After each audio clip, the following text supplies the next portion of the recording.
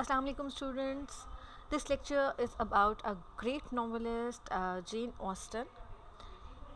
Jane Austen was an English novelist who wrote during a Romance period, and even today, she is considered as one of the most respected author in the Romance genre.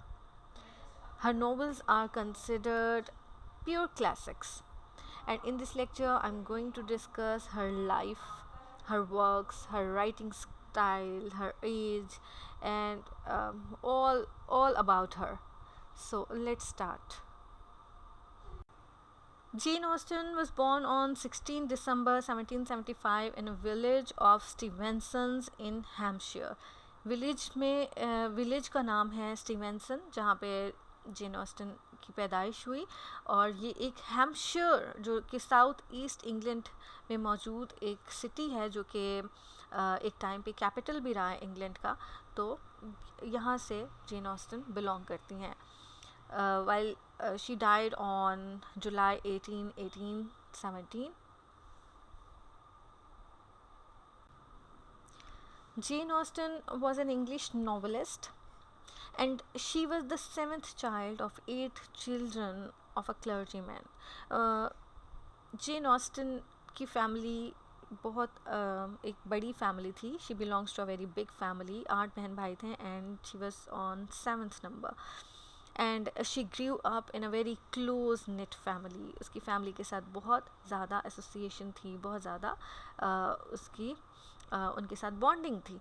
Apart from the 3 years of school in Oxford which she attend with her older sister at home. जो starting की education उसकी थी, कोई ख़ास institute उसने नहीं वहाँ पे एडमिशन सीख किया, और उसकी जो एजुकेशन थी बेसिकली उसकी होम एजुकेशन थी.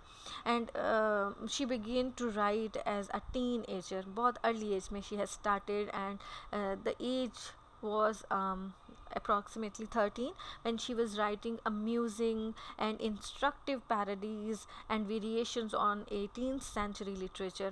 उसने 18th century literature के ऊपर अपनी राइटिंग का आगाज़ किया. And the aspect that she chose is very amusing and instructive. Instructive means very useful information. 18th century में जो literature produce हो रहा था, उस पे उसने अपनी राइटिंग स्टार्ट की. उसके ऊपर बहुत इंफॉर्मेटिव और बहुत अम्यूजिंग पैरोडीज़ लिख के. एंड उसके बाद जब 18th सेंचुरी में उसने अपना स्टाइल स्टार्ट किया, अपनी राइटिंग स्टार्ट की, अपना वर्क स्टार्ट किया, then that work started as a very sentimental novels to the serious histories. उसका जो एक मूव था फ्रॉम सेंटिमेंटल टू सीरियसनेस, तो वो इसकी मेचोरिटी को भी रिफ़्लेक्ट करता है कि जब उसने अपनी लिखने का एक सब्जेक्ट चूज़ किया, तो वो पहले बहुत सेंटिमेंटल था, बहुत सोशल इश्यूज़ पे था, बहुत मैट्रिमोनियल इश्यूज़ पे था, जो हमारी सोशल लाइफ के इश्यूज़ हैं उसके ऊपर. उसके बाद उसने आहिस्ता आहिस्ता बहुत सीरियस टॉपिक की तरफ मूव किया. As I told you that her education period is very short. उसने अपनी elder sister के साथ एक school in Oxford she got admission, और उसके साथ उसने एक थोड़ा टाइम एजुकेशन ली है. And that period was from 1783 to 1785. और जेन ऑस्टन की जो एल्डर सिस्टर थी Cassandra, both attended school in Oxford, in Southampton and Abbey School at Reading. उसके बाद Austen could not longer afford the tuition, and Jane and Cassandra returned home to read extensively. उनकी ज़्यादातर home based education थी. She learned from their family how to speak French and Italian and play the piano. ये इनकी होम activities थी, and they learned 2 different languages at home. Her father kept a large collection of literature in his home library, and the both sister Jane and her sister Cassandra both had permission to use that library and get benefits from the book. So that is why she had started her writing as an amusing and instructive way. उसने वो literature जो उसने 18th century का पढ़ा अपने father की library में, तो उसने उसी से उसको शौक़ हुआ और उसने स्टार्ट की राइटिंग्स।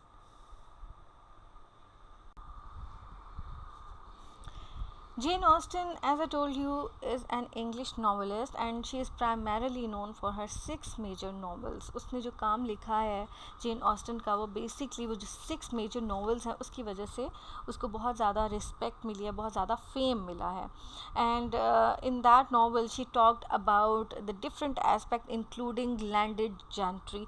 उसका जो बेसिक उसने जिस क्लास को एड्रेस किया है ना, क्लास है landed gentry, and this class refers to the historical British social class of land owners, जो जैसे ज़िम्मेदार हैं, ठीक है, और उनकी जो एक लाइफ स्टाइल है, उनकी जो थॉट है, वो किस तरह से सोचते हैं, वो किस तरह से उनकी लाइफ के ऊपर उसने डिफरेंट स्टोरीज़ लिखी हैं। सो Jane Austen is also noted for her witty studies of early 19th century English societies.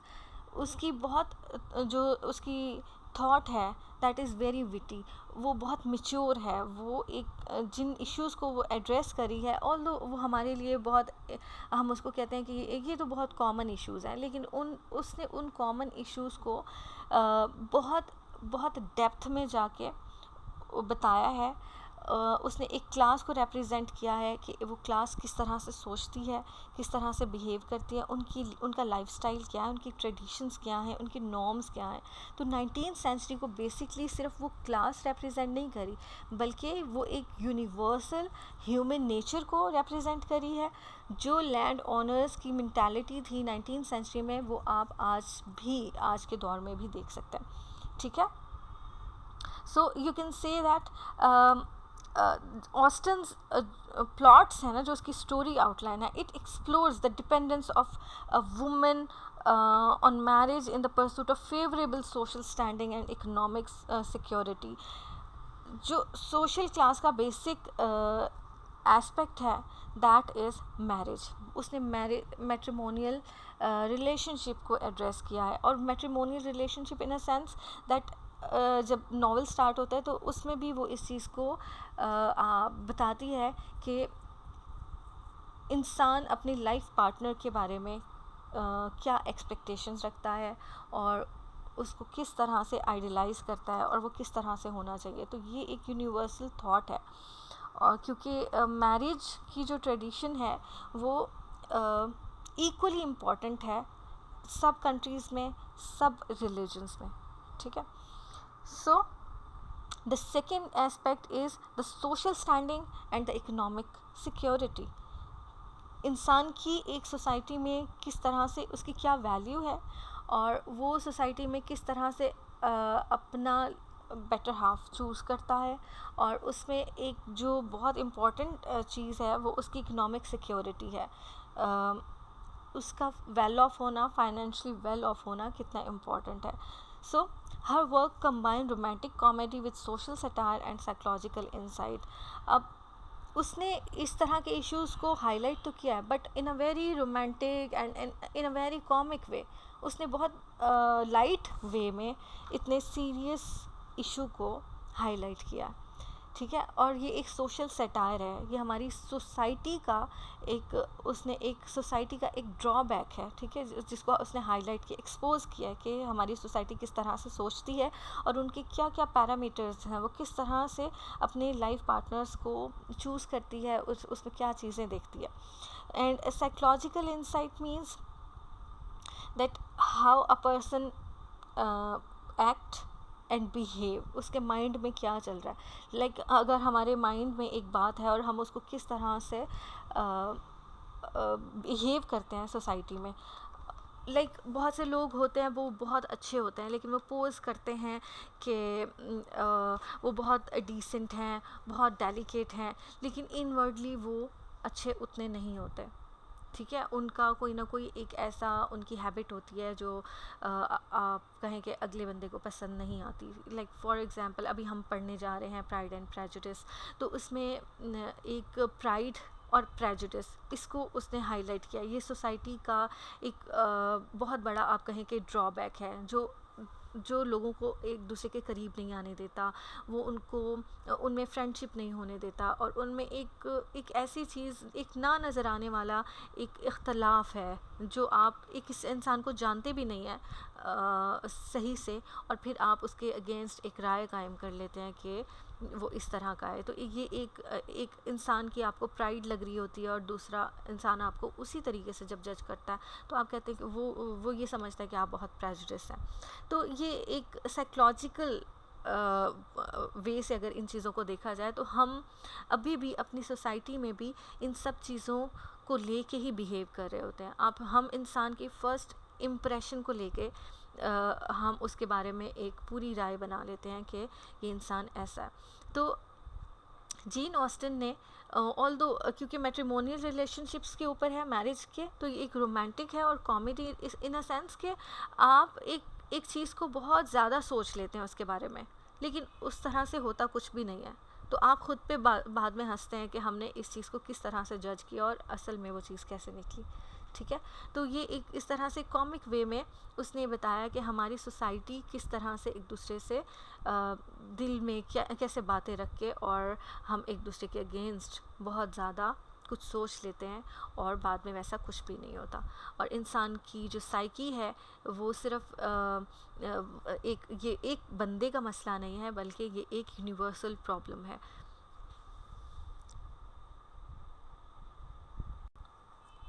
And these are the 6 major novels of Jane Austen. She wrote Pride and Prejudice in 1796, but it was published in 1813. The second novel, Sense and Sensibility, was written in 1797, but it was published in 1811.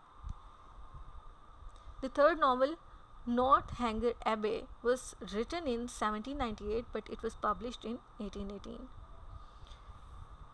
Mansfield Park was written and published in 1814. Emma was written and published in 1815, and Persuasion was written in 1818.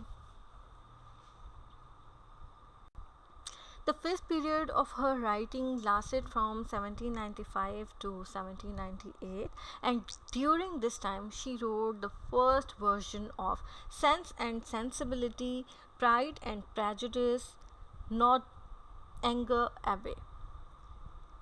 ये उसका first period था उसके writing career का, जिसमें उसने 3 novel produce किए हैं।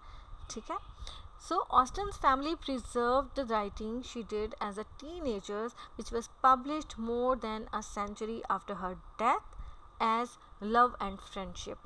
It is a comic parody of 18th century melodramatic fiction.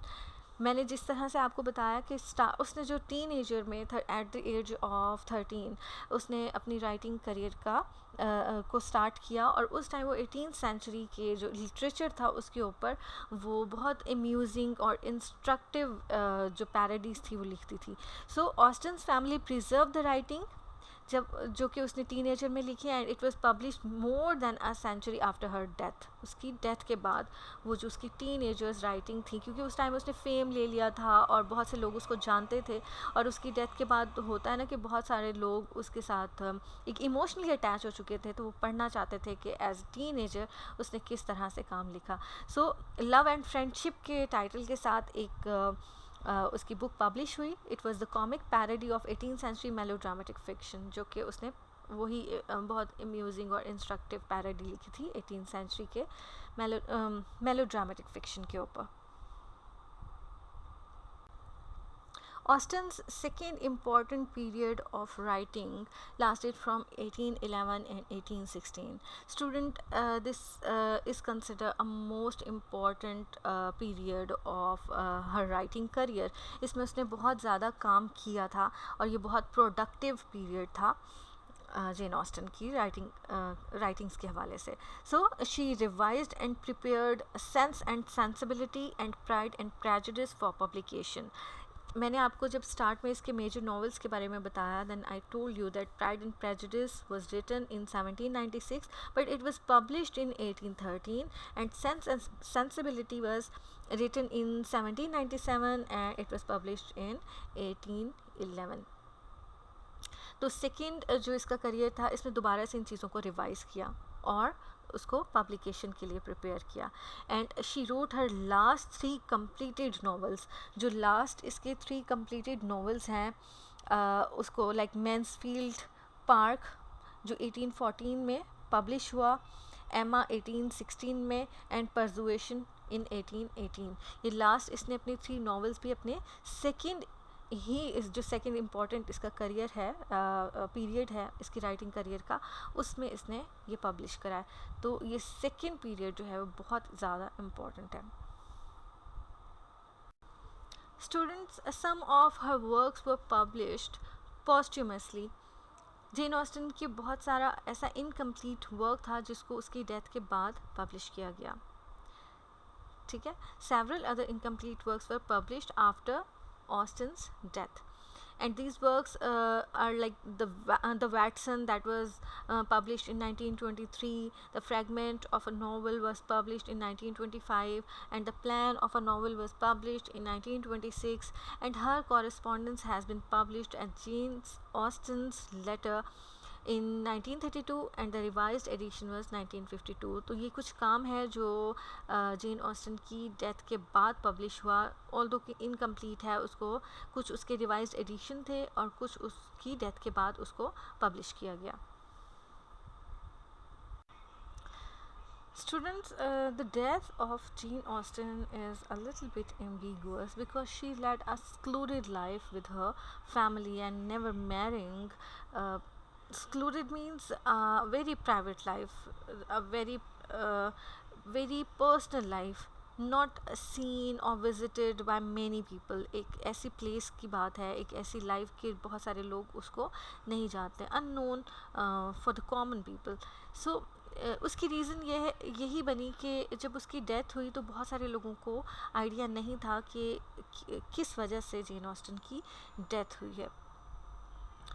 So it can be said that the cause of Austen's final illness is not known for the certain, and the symptoms seems to suggest that she may have been affected by Addison's disease.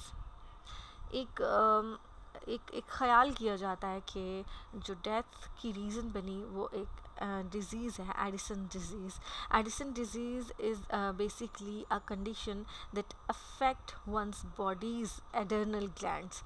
Adrenal glands are located on the top of the kidney.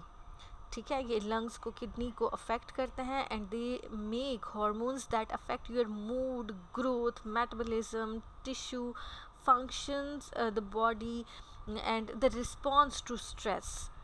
ठीक है. जब हम बहुत ज़्यादा depression में होते हैं तो उसका जो हमारी बॉडी का तमाम फंक्शंस मेंटेन होते हैं तो उसमें ये टिश्यूज़, ये ग्लैंड्स हेल्प करते हैं, जो कि इसकी प्रोडक्शन रुक गई थी. ठीक है. ये टिश्यूज़ बनना बंद हो गए थे. सो एडिसन डिजीज़ बेसिकली अफेक्ट और डैमेजेस दोज ग्लैंड्स जो बॉडी को हेल्प करते हैं उसके मेटाबॉलिज्म में, ग्रोथ में, मूड में, उसके फंक्शंस में. तो ये एक राय है. So Jane Austen died in Winchester on 18th July 1817 at the age of 41, and she was buried in Winchester's Cathedral on 24th July 1817. These are some of the major themes that she addresses or she gives the message to her reader.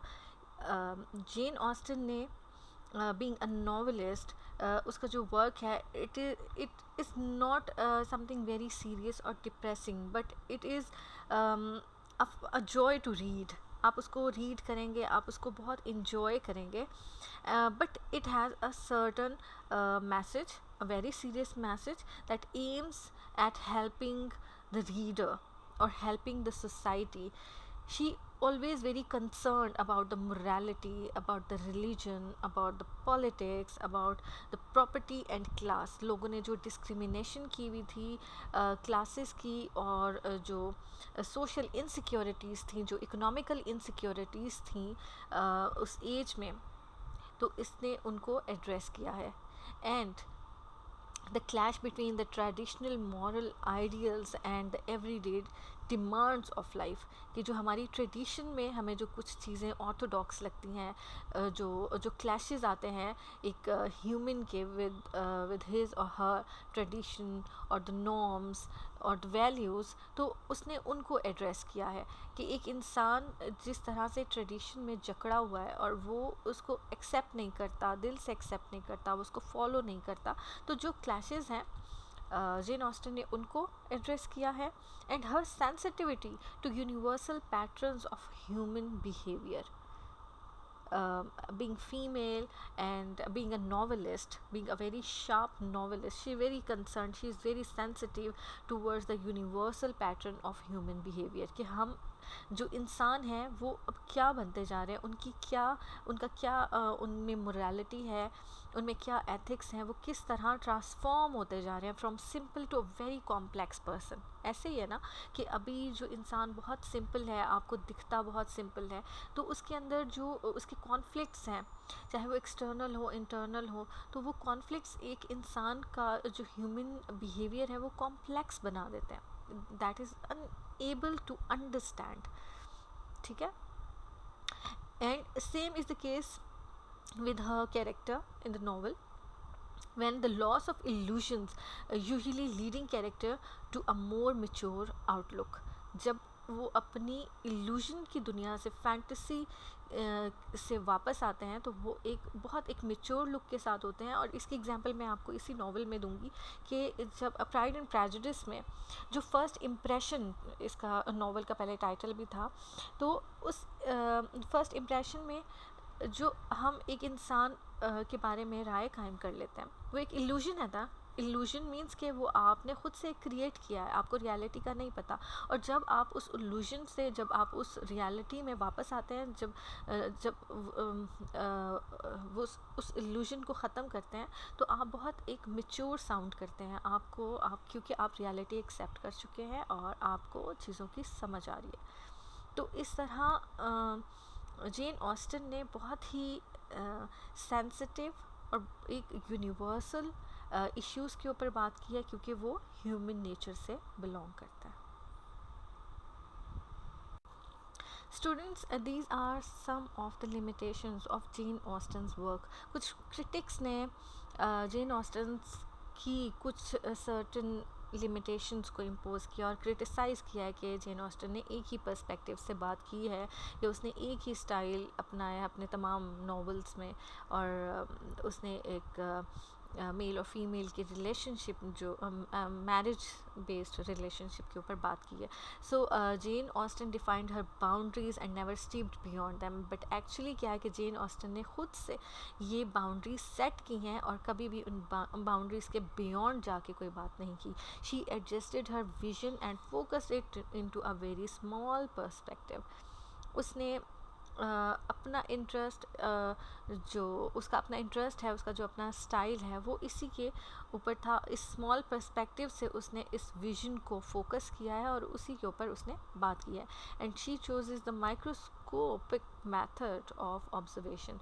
और उसने बहुत minute detail दी हैं, बहुत minute gestures दिए हैं. वो behaviour जो human का, जिसमें हम बहुत सारी चीज़ें इग्नोर कर देते हैं, हम उनको नहीं सोचते कि ऐसा भी है, तो उस जेन ऑस्टन ने उस बिहेवियर, उस एस्पेक्ट को भी डिस्कस किया है.